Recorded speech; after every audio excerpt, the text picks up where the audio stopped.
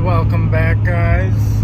We're on a little trip north to go continue spring preparations for planting sweet corn, and I'll show you what we're getting when we get there.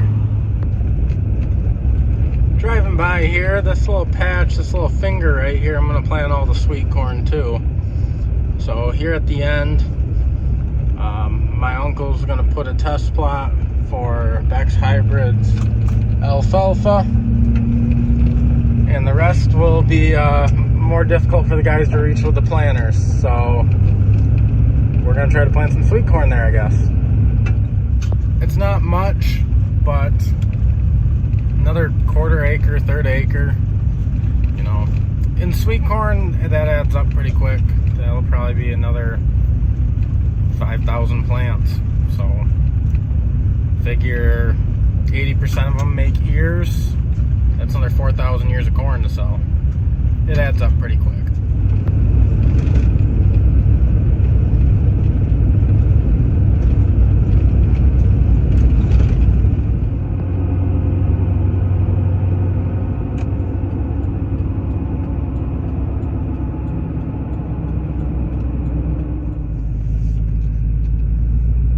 There she is, just waiting for me.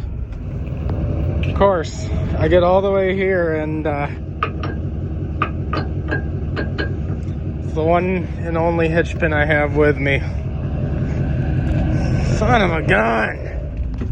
What bothers me even worse, and what really makes me angry, is I was just at the hardware store picking up some sheep feed, and I had a hitch pin in my hand thinking, the one I have in my truck may be too big. And I thought, no, I'm pretty sure it's not, and put it back. So now I gotta drive 10 miles back the other way to go back to the hardware store to get a different hitch pin. Story of my life.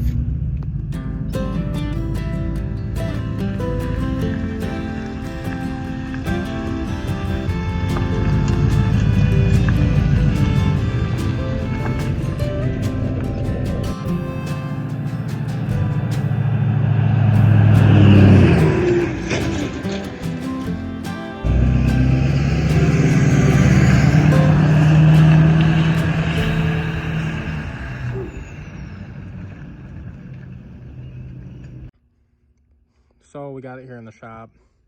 Now it's time to start going through this whole thing.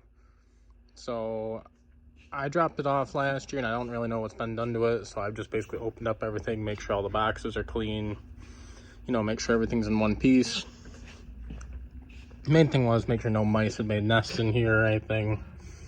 Make sure these boxes and meters and such were clean. And now we'll go through the process of just making sure this thing's ready for the field.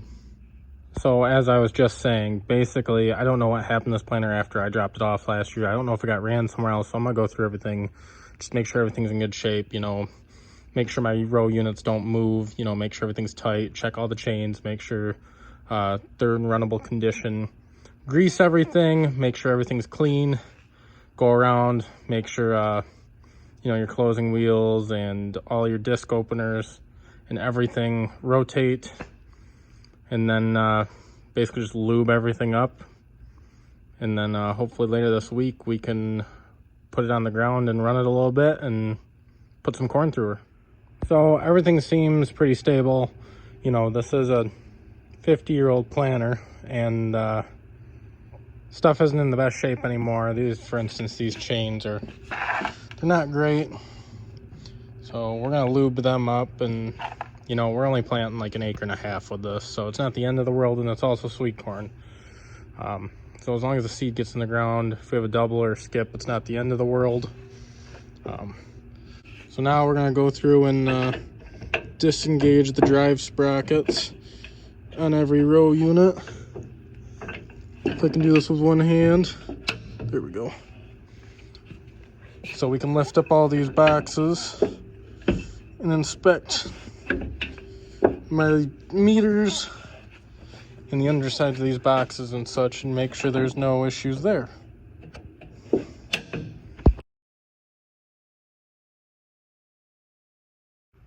And Trevor, if you ever see these videos, and I'm sorry I returned your planter dirty last year, this is what I do before I used it this year and last year. I took everything apart, inspected, greased, touched up everything really.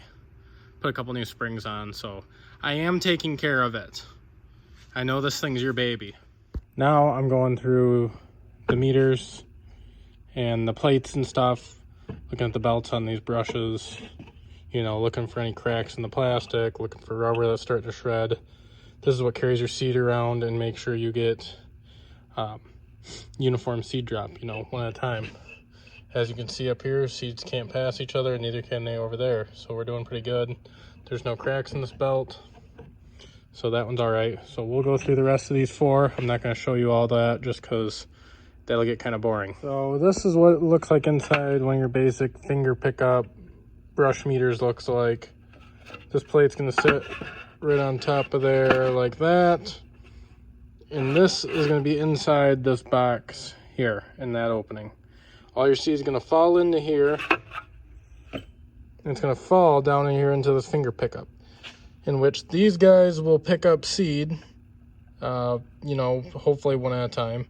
Carry it around, and it's going to hit this brush right here. And your brush is going to hopefully knock off your excess seed. So only one at a time goes through this hole and onto this belt, which then carries the seed around, where as long as the belt's in good shape, the seed can't pass other seeds. Carried down, dropped out the bottom, and put down through your seed drop tube. So that is how your seed makes your journey from your box to the ground. You know, this is in decent shape. It's a little dirty yet, wasn't cleaned out last year.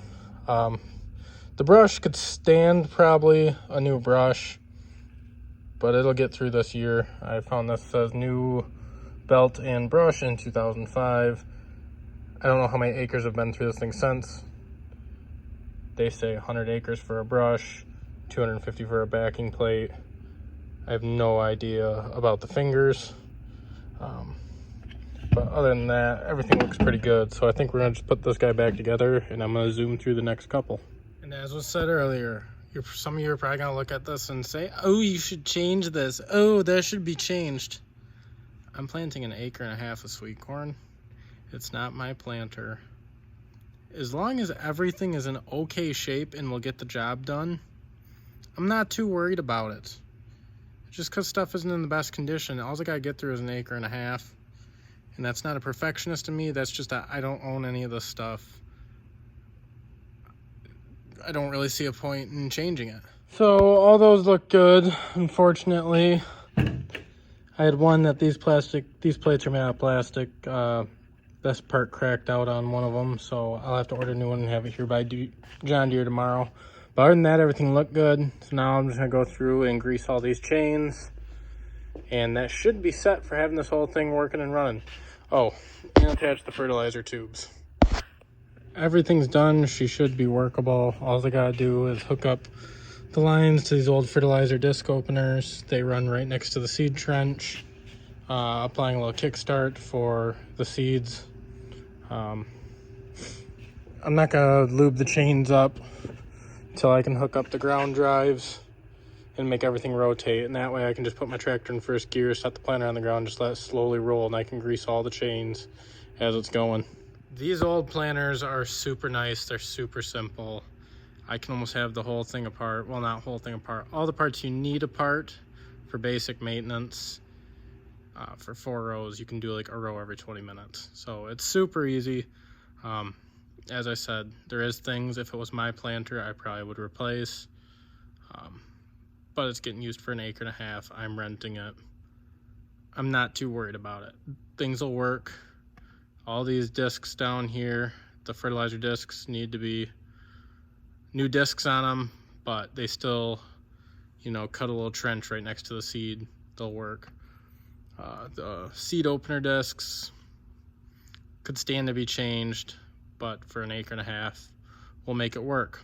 So hopefully next year I can get more ground and maybe my own planter, and then we'll have some more fun by changing a bunch of stuff out. So, well, it's all back together, sort of. I broke the deflector on one of the meters, so it's old brittle plastic, so I had to order one from Deere. Should be here tomorrow, and I can put that unit back on. Other than that, everything else should work, and we should be able to plant some sweet corn maybe this weekend. If you liked the video, please come back again, hit a like, maybe a subscribe, say hello. Thanks for watching, guys.